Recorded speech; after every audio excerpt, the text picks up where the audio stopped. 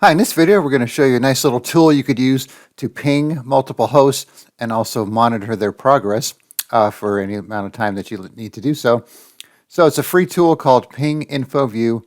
It's just a zip file you download, nothing to install. So just extract the zip file, then you have the executable here. So then you just run it, and then you'll add your hosts here. So I already have some that I set up here. So Google, Online Computer Tips, and a couple local hosts on the network, and then also Microsoft.com. You could set your timeout settings, your ping size every 30 seconds. We're going to change this to 10 just for this video to get some better results here so we don't have to wait.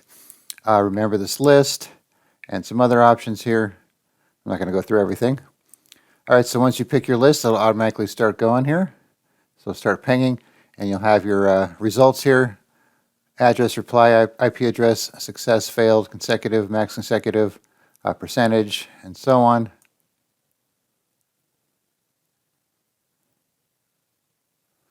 And then if you click on a specific one, you'll see it changes here. So like this, Microsoft doesn't allow pings apparently. Then you have some options here. If you want to change the display mode to show everything or only failed or succeeded hosts, change the time, mark failed pings. That'll put this one in red here because it's failed. Always on top, beep on failed, beep on success, put in the tray. Resolve the IP addresses. Change the font. You got some advanced options here. Change the sound for failed pings. Then you can set the number of consecutive failed pings to trigger a sound. So if you're not paying attention, if you hear a specific sound, you'll know that you have a certain amount of failed pings.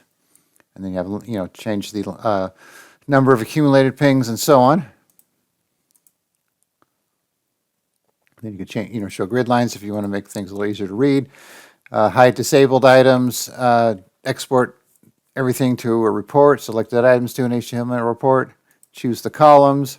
If you don't need all these columns, you could kind of shrink it down, make it a little cleaner. Auto size the columns and so on. You can do some searches. If you have like a file, you could load that up. Let's say you made like a text file with a bunch of addresses. Rather than copy and paste them in, you could load that file. And if you go to ping options, this will bring up your list again. Then you could kind of take stuff out of here or add stuff as needed.